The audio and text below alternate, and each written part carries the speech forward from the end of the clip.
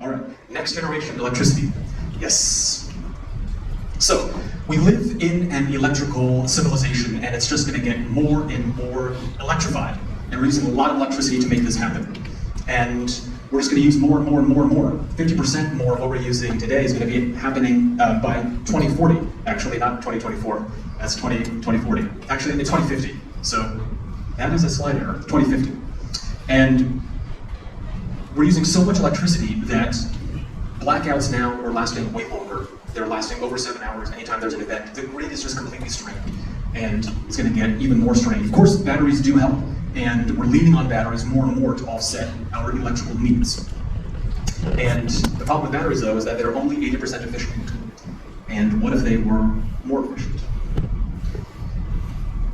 Batteries have yet to be fully optimized. Their potential has yet to be fully unlocked.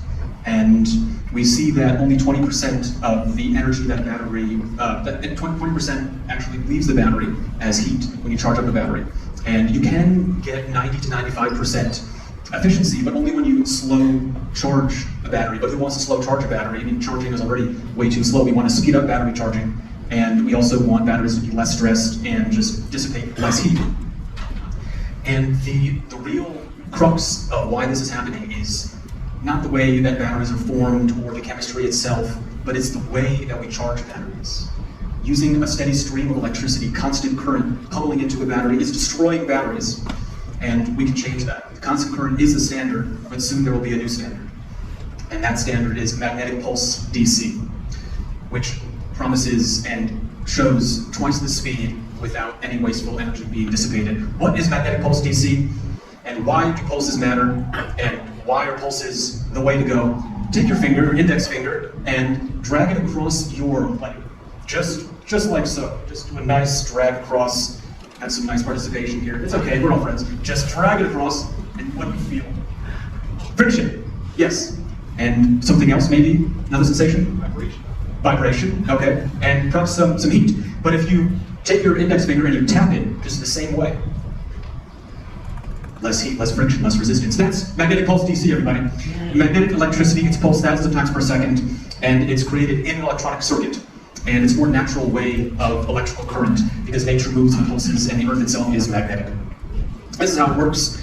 We take electricity from the wall as AC, it goes through the circuit, and then we magnetically pulse charge it, and then that creates less heat and more energy.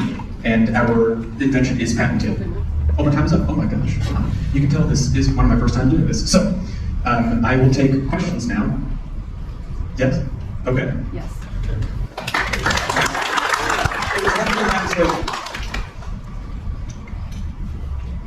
Thanks for the presentation. Kind of curious about your go-to-market approach over here. How are you planning on selling it? Would it be hardware, or would you also be selling as a subscription? Absolutely. So it's our ultimate business model is the commercialization of our IP. Toward that, we are doing a pilot with Joko, an e-bike delivery platform based in New York City. They have about 2,500 e-bikes, and so we're going to be charging their batteries, getting some great IoT and user data from them, and then we're going to do a small run, manufacture, and start to charge their batteries, get meaningful data, and go for micromobility in that way. And this is what we overall with Joko. I'm sneaking in some slides. Very smart. Actually, it speaks well to the question I was going to ask. How does this change the cost structure of building the hardware, or if you're the customer? What does that look like versus standard consumer? It is apples to apples cost-wise. The circuit itself is not more expensive to build at scale. It is when we are just starting off like any kind of first into the mix. But it's a very simple circuit, and what we're applying inside that circuit doesn't have any higher cost at scale than any other AC/DC converter, any kind of charger. You know, when you plug in your phone, there's a power conversion happening, and that's the power supply. The actual charger is inside your iPhone. And so we commercialize our IP to eventually wind up in the iPhone. And in that way, it's a swap. The same way that it would be an AC/DC converter inside a Tesla. So it's a swap of circuits, and it makes all the difference when you're applying magnetic pulse DC. I'm assuming this is a later slide, but what's your background? Like, what's your expertise? What does the team look like? Yes, I studied green design in university, and I feel as though I was really interested in the energy problem growing up, and I came at it through policy and through politics. So I originally studied that. And then I became interested in design, and I thought that design would solve that problem. And then toward the end of my studies, I had a realization that with just a few pieces of technology, we could solve the energy problem. And I became very keen to find those pieces of technology. Something was missing for me. There was a really popular meme at the time in 2011 where it was a picture of a computer the size of your pocket and a computer the size of a room. And then there was a Model T, and then a car from 2011 that looked pretty much the same. So why did technology grow exponentially in information and communication, but not so much with mobility?